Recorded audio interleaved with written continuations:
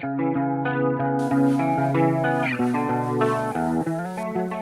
les filles, je suis super contente de vous retrouver aujourd'hui. On va pouvoir parler du coup de mon troisième trimestre. On s'était arrêté donc juste après Noël, quand du coup j'ai été malade et que j'ai passé la nuit aux urgences.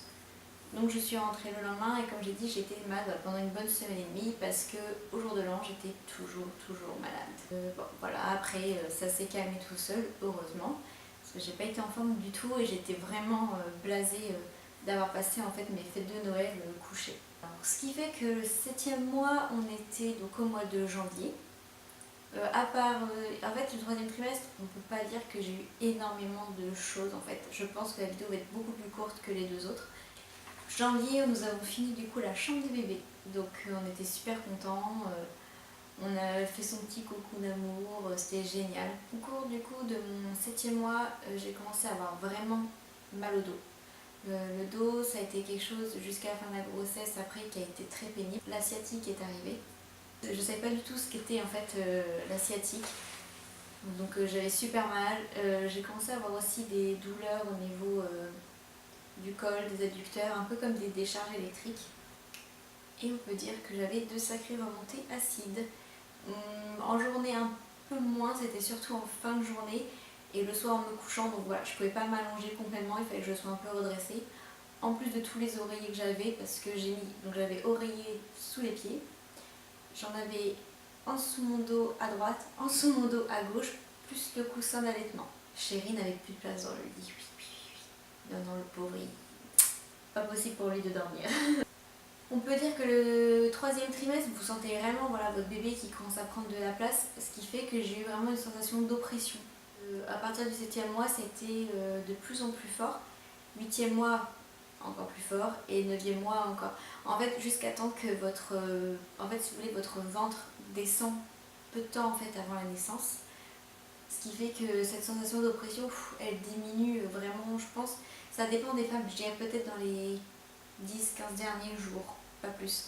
Et du coup, vous avez une sensation d'oppression pendant très longtemps au niveau de la cage thoracique, comme si on vous coupait le souffle. Donc, lors de ce troisième trimestre, mon gynécologue m'a fait passer un scanner du bassin. Il y a beaucoup d'entre vous qui vont se dire, mais moi on en a pas parlé, c'est pas grave. Moi, il a préféré me le faire faire du fait que, comme je vous ai déjà dit plusieurs fois, je suis petite, je suis menue. Il n'était pas sûr que bébé puisse passer naturellement. Donc il préférait s'assurer un passage que de se retrouver en fait le jour J devoir pousser et finalement devoir aller en césarienne parce que mon bassin était trop petit. Alors j'ai fait ce fameux scanner et j'étais super contente parce que du coup j'ai un super bassin, il n'y a pas de problème pour avoir un bébé. Celles qui veulent en savoir plus, vous aurez qu'à me demander par rapport même qu'est-ce qu'il faut en mesure, parce que je me souviens à peu près de ce qu'il faut. À ce troisième trimestre, je vous avais parlé, j'avais commencé à faire de la sophrologie, relaxation avec ma sage-femme, où en fait, moi je me suis beaucoup projetée avec elle, que ce soit à l'arrivée du bébé, après l'arrivée, à l'accouchement, avant l'accouchement, le travail. La sophrologie, j'étais pas trop réceptive au début. Je m'étais dit on va essayer plus que tout ce qui était yoga, position. J'ai préféré quelque chose peut-être qui me détende en fait. Et la sophrologie avec cette sage-femme a été super parce qu'en fait, en plus de se projeter, de respirer, il y a eu vraiment un travail fait au niveau de la psychologie et la respiration et qui a été vraiment quelque chose de clé. Vraiment, je pourrais vous faire une vidéo sur la sophrologie en maternité, c'est super. Je suis trop contente d'avoir pris cette sage-femme. Je ne regrette pas du tout mon choix. Ça m'a aidée à un point, vous n'imaginez même pas pour l'accouchement. Moi qui suis très douillette du ventre, je m'étais dit super, je vais avoir quelques contractions, ça va être la fin du monde, je vais être trop mal. Et ben, grâce à la respiration que j'avais pu faire avec elle, me projeter, réaliser qu'est-ce que des contractions, tout ça. Et j'ai eu un travail de super. Je vous en reparlerai ça pour l'accouchement. On peut passer du coup au 8e mois. Alors ça a commencé, donc toujours je vous avais dit les douleurs au niveau du dos. Et ça s'est fini en fait que j'ai fini chez un éthiopathe. Et un matin en fait je me suis réveillée, je dormais en fait encore et je me suis réveillée de fait de douleur. J'étais en train de gémir dans mon sommeil. Et en fait je pouvais plus bouger. En vrai c'était fini, je bougeais plus, j'avais trop mal. C'était même plus une sciatique en fait, j'avais une douleur qui partait, alors ça partait vraiment du bas du dos, ça prenait dans l'aine, ça descendait dans la cuisse. Mais c'est resté vraiment, la douleur était très vive vraiment, surtout au niveau du bas du dos et de l'aine.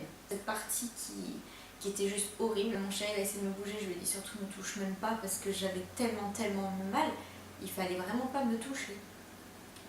Du coup j'ai appelé un éthiopathe, je lui ai un rendez-vous dès le lendemain, quelque chose comme ça. En m'analysant, il m'a dit votre bassin en fait a complètement pivoté sur la droite.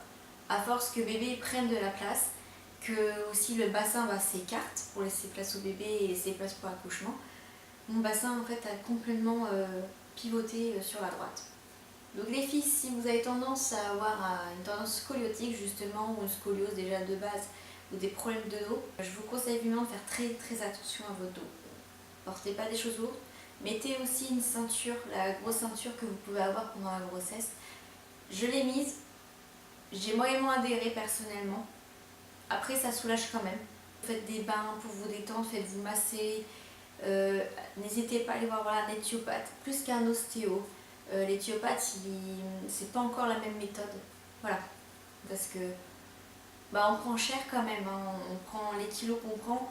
Certes, il peut y avoir des kilos de graisse, ou des fois ça peut être aussi de l'œdème, mais on prend aussi beaucoup de poids, hein. La plupart du poids qu'on prend, c'est quand même le bébé, le placenta, tout ce qui va avec, et forcément ça pèse lourd.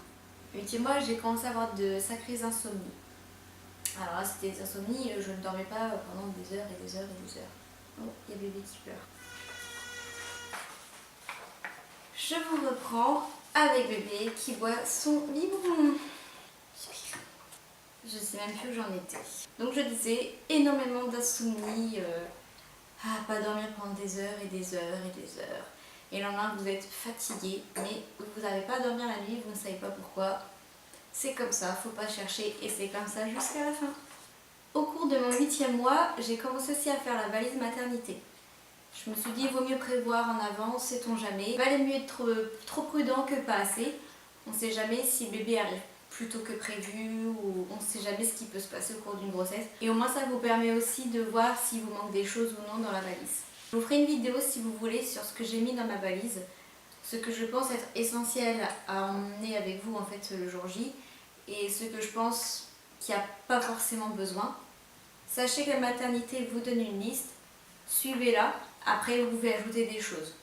Alors, c'est vrai que je vous avais pas raconté, je vous ai pas dit si j'avais des envies ou quoi que ce soit. Alors, pendant ma grossesse, vraiment, personnellement, j'ai pas eu spécialement plus faim que d'habitude. J'ai même eu tendance à avoir plutôt des petites nausées au cours de ma grossesse. Par contre, au 8e mois, j'ai eu une envie de, vous savez, des petits nounours en chocolat, fondus en chocolat. J'en ai mangé plein.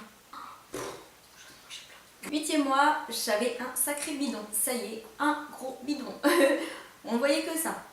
Mettre des chaussures, c'était tout un art. C'est vrai qu'à la fin, en fait, on a l'impression que ça y est, on a pris 80 ans en fait. Toujours continuer à avoir des décharges électriques au niveau du col, des crampes au niveau des adducteurs. Votre bébé appuie de plus en plus au niveau du bassin, qui lui se prépare à l'accouchement.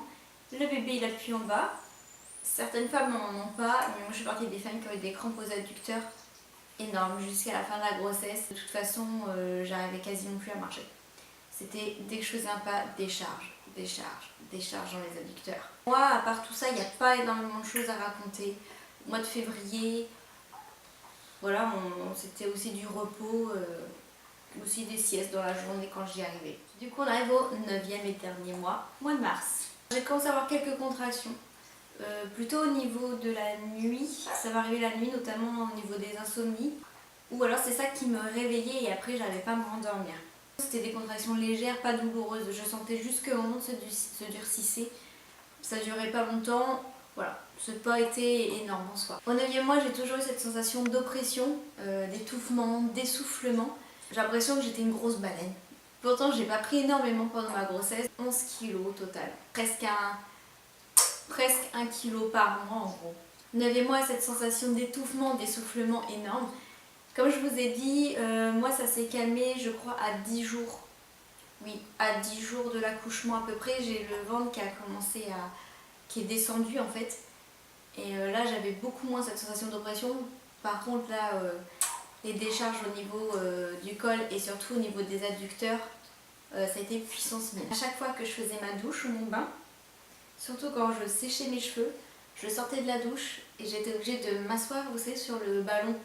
Le ballon là, comme ça, le gros ballon. Prenez-en un, moi je vous le conseille. Il n'y a pas d'utilité de ce ballon pendant des mois, mais réellement à partir du 7e, 8e mois, enfin moi personnellement ça m'a sauvé la vie ce ballon là. Je faisais des exercices dessus, j'essayais d'ouvrir un peu mon col aussi en fin de grossesse en tournant dessus. Et ça me soulageait et le dos, et ça me soulageait le poids du bébé dans le bas du ventre. Mes douleurs en fait au niveau des adducteurs étaient multipliées, vraiment multipliées par 10 quand je sortais de la douche, enfin de la douche, du bain. Je pense qu'avec moi, on a dû augmenter la facture d'eau, je crois tous les jours, je crois en avoir. 9e mois, vous avez la grosse sensation de fatigue qui revient. On se ressent diminué, on est fatigué, on a l'impression de porter un poids toute la journée, c'est épuisant. Le moindre effort en fait c'est épuisant. Le moindre déplacement pour faire une course ou pour faire à manger, c'est crevant en fait. Sans compter que les nausées sont revenues, surtout à la fin. J'étais barbouillée, non. La fin du 9e mois, les 10 derniers jours, vous vous sentez un peu malade. Personnellement, c'était mes signes de travail. Me sentir fatiguée et me sentir comme malade. Petit symptôme sympathique aussi de 9e mois que certaines femmes ne voudront pas vous dire, les hémorroïdes. Trop bien. J'ai pris du Daflon, j'ai eu le Cipo et j'ai eu la crème. Voilà, j'ai eu la totale parce que l'un sans l'autre en fait ça le faisait pas. Il me fallait la totale pour aller mieux. Et le poids du bébé ça pousse constamment en fait en bas et vous pouvez rien faire en fait. Faut attendre que le bébé sorte.